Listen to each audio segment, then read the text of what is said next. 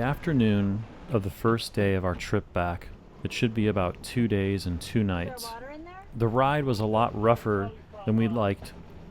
As soon as we got out into the Gulf of Mexico from the channel of Key West, it was way rougher than we wanted. We thought about turning back several times, but the waves were so daunting and going downwind was so much easier that the thought of turning back and going into it was just too much. We had a few problems starting, including taking on some water that we weren't exactly sure where it was coming from, the prop making noise as it spun, and already feeling exhausted, wondering how we were going to keep doing this for another 40 hours, and what it was going to be like in the pitch black, moonless night tonight. Prop, let me try putting neutral. It's the prop. This prop spinning, making a noise. I'm guessing. Water alarm going off, that sound. It's probably comfortable and easy to sit at home and say this doesn't look so bad, but this is about our experience. And our experience was that our stress was mounting. Problems seemed to be coming at us. All we could do was take everything we've learned and put it to good use. Well, it's been almost 6 hours and the situation has not gotten any better. Probably got worse. Yeah, I think it definitely got worse. I'm hand steering because I have to, like, when a wave comes up to us, I kind of have to steer a little to get the boat ready because we keep getting knocked over. And I'm just a little faster than the autopilot. I can anticipate it. The waves aren't even behind us, but they're almost right there, coming like this. And you go up to like 8.5 down the waves. Oh, that's strong wind right there. Uncomfortable to say the least. Oh, is it real? Look at that. We got a big one there. Oh my god. Look at that. Look at that thing. Jesus. You shouldn't video that. What is Oh my god. That is scary. I don't know, at what point did you start crying? We've owned 5 different boats and been in all sorts of weather while boating, but this was different, and these waves look scary to us. We're just not used to seeing waves like this.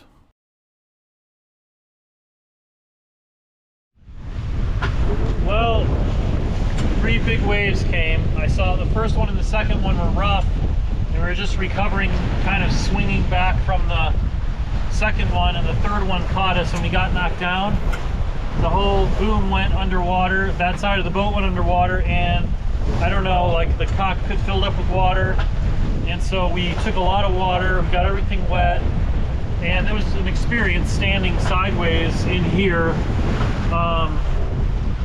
And then afterwards we noticed that everything out here was gone. It got washed overboard, including my iPhone, which is going to be $1,000 to replace, and our radio, our VHF.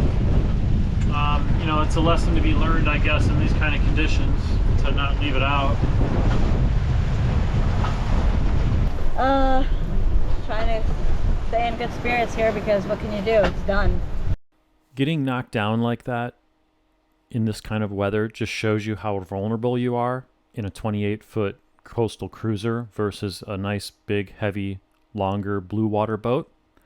It made us more scared of what might happen next, and our morale was on its way down because we lost all our valuable equipment that was in the cockpit, and we had dark nights coming, moonless nights.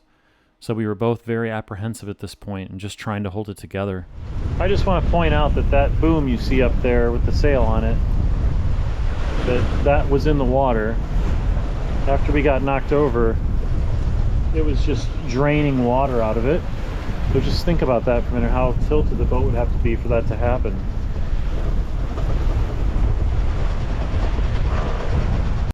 Oh, we're about 8.5 hours in and sun is setting. Hold on. We're trying to heave to here. With the problems that felt like they were mounting, I decided to try to heave to so we could kind of calm down and think this through. But it was so difficult with the waves and the way the sail was configured, and also if we heaved to for too long and didn't keep moving, really bad weather was moving in about 2 days and we had to beat it home. It was just a bad situation for us. Trying to get my speed up again. The sun is setting and we have a dark, moonless night ahead of us. Not something we're looking forward to at all. Since the waves and wind were supposed to get worse overnight, Susie went down below and closed everything up, locking herself inside to try and get some sleep. Well, it's 8:45 p.m. and it's been harrowing to say the least.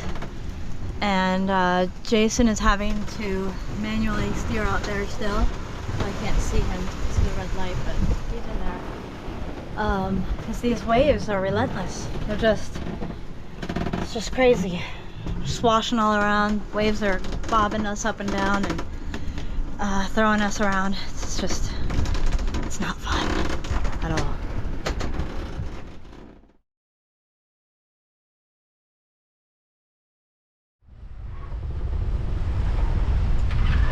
All right, it's the next morning, and I had to hand steer in those big giant waves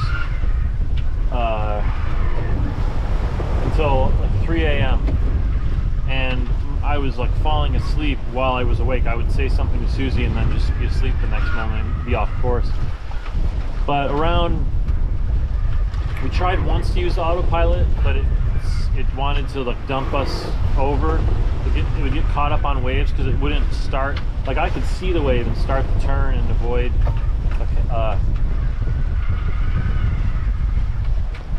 being laid over on our side.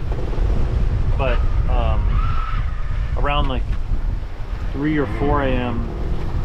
we've tested the autopilot a little while and that didn't happen at all, so we went down into the cabin and we slept for like an hour. We came out and made a couple adjustments and then we slept again until now, a couple more hours. And the waves aren't as big right now as they were yesterday. They were just absolutely ridiculous.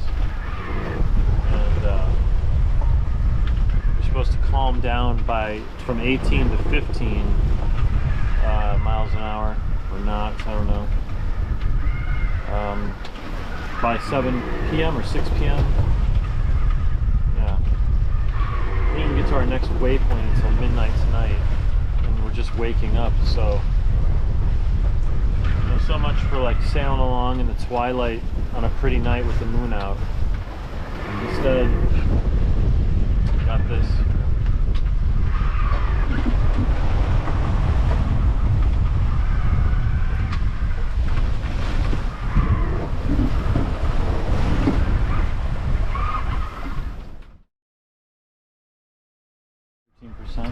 All right, just a little update. It's a couple hours later now, that same morning, I don't know. And I fiddled around with, I'm just running on a double reefed main, and we're doing between, well, I think averaging 5 to 6, but it'll go from 4.5 to 7.6. It's just these waves. So, by the way, we saw the highest speed we saw down waves was 8.6 knots yesterday, and we were in the 8s for like an hour straight with a double reefed main, and that's it. And it was really just those big waves just surfing down those waves.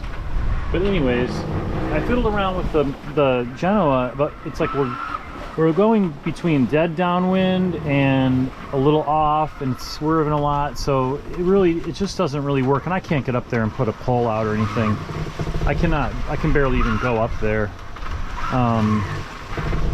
Anyhow, I got a preventer on the main because the wind's kind of shifty right now, and by the way, we don't really need more sail anyways. We're supposed to get 18 gusting to 23 today. And with these waves, and you know, these waves are good like 90% of the time, and then two massive ones will come through and just kick us sideways and slide us out. But they're not so bad like they were yesterday that they would tip us over. We flooded our cockpit, like water, just this much water, this high, just flooded over into here, washed everything away. and we were just like standing sideways here. That was interesting. But today these waves will kick us sideways, but they won't do that. And so I think I'm going to go in and sleep for a while and just try and catch up on my sleep, since this is like a doable situation right now. Our next waypoint is 77 miles away. It's the Skyway Channel, from where the Skyway Bridge comes out under St. Petersburg, Florida. We're gonna have to turn on our not chargeable AIS when we get there and just look for freighters. They travel at like 15 knots and they're like 200 feet long or something. Yeah, so you don't want to be in their way. The channel is like 900 feet wide, so we only have to scoot through there real quick. They won't be anywhere but the channel.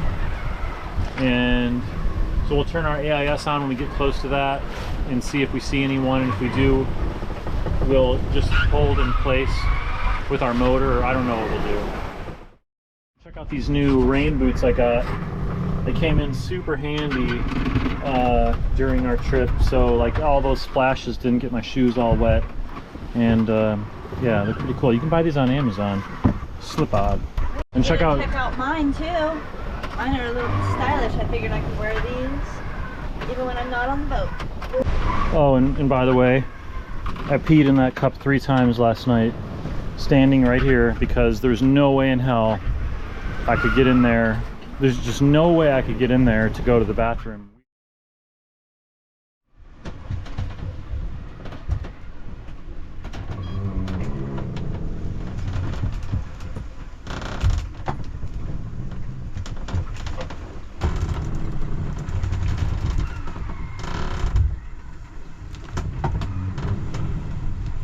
Secure station, all stations, all stations, all stations.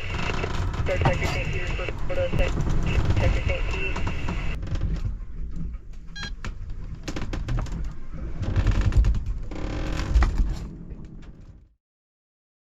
A couple hours later, still have big waves. Not as, big as yesterday, but ridiculous still. And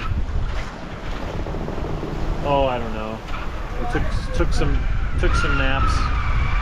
Probably gonna take another one. There's nothing to do, and it's like too wavy to read or really do anything. The skin of my finger right there was holding the main sheet, and it accidentally jibed.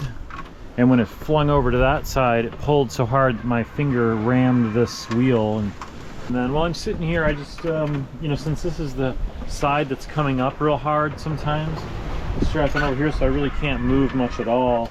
Yeah, it makes you feel a little more secure. I mean, after all, when we went over into the water, we were both strapped up there, and thank God, because one of us could have just dove out. And there was no driving back around to pick someone up and that stuff. That would have been, lost at sea for sure. As the day went on, the winds got a little higher, like predicted, and the waves and wind started coming directly behind us, so we were dead downwind, and the waves built higher and higher. Oh man! Maybe they're up front. Turn around and spin around and see if they're up on the bow when you stand up there. Yeah, I don't know how to do that.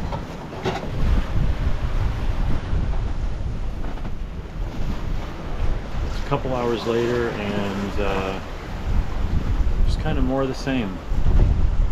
I have 10 more hours until we get to our next waypoint, and then about 5 more hours after that before we get home.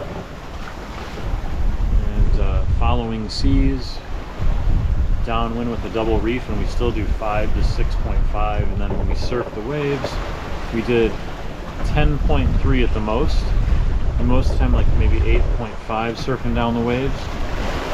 We're gaining a lot of, or we're getting there a lot faster this way than beating into it like we were on the way there.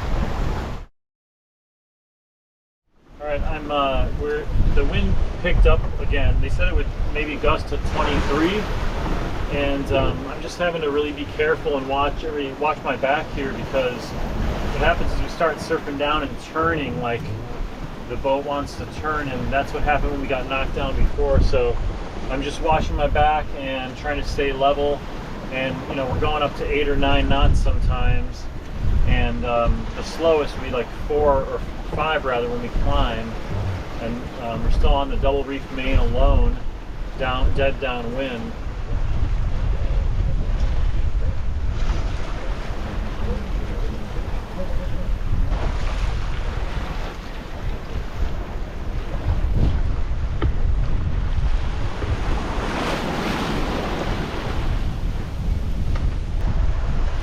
Dolphins all around our boat, from the starboard to the port, and then coming into the waves behind us. Woohoo! That was cool.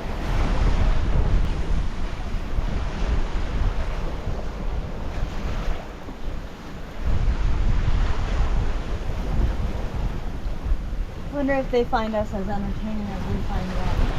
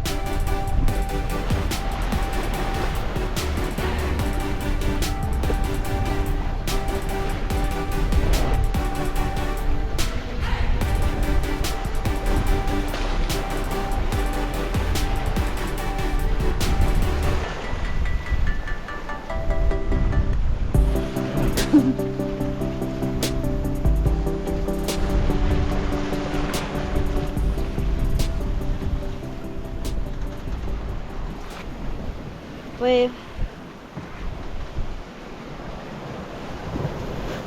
That one came on the other side. Here goes another one. Now things started to pick up and get a little dicey. The waves were coming directly behind us, and we were speeding up to 8 or 9, maybe even 10 knots down waves sometimes, and had risk of peeling off one way or the other and then tipping over.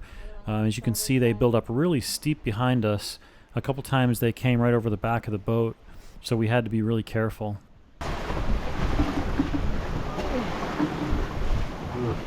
Jason's doing a great job though. They're just trying to avoid a wipeout like we had the other day when there were waves like this. One just really grabbed us and threw us, and then we got knocked down. And you know, this is a cause of 24 knot winds. It's like 20 gusting to 24. Day 2 of our adventure back home is coming to a close. We're almost at sunset, and so I am getting things prepared for nighttime. We're getting out our red lights and making sure that everything's working, charged up, and got my cold weather gear here. I got my coat, my rain jackets just in case, my furry hat, and my gloves, which I will be wearing. And Jason also has his puffy jacket and all kinds of other stuff, rain boots and things. Ooh, I really love these. Gotta be prepared.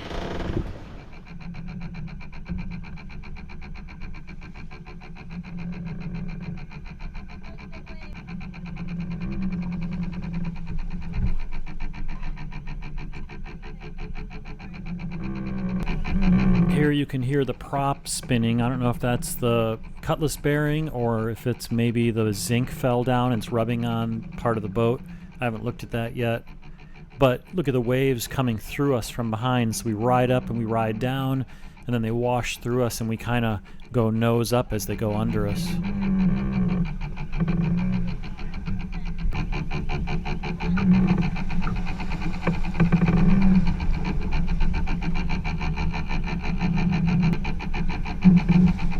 coming up is a good example of if we don't counter steer quick enough, the wave can sort of grab the stern of the boat and twist us, and if we're not careful, we could go off track and tip sideways.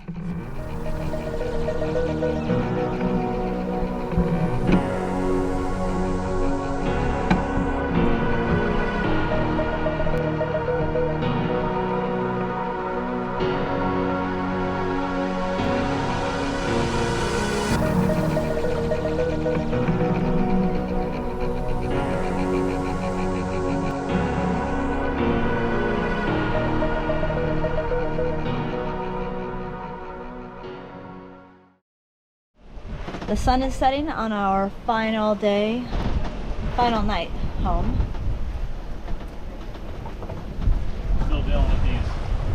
Still dealing with these rollers coming in behind us. But otherwise, yeah, we just got all our night checks done, right? Yep. Everything is done. We're ready.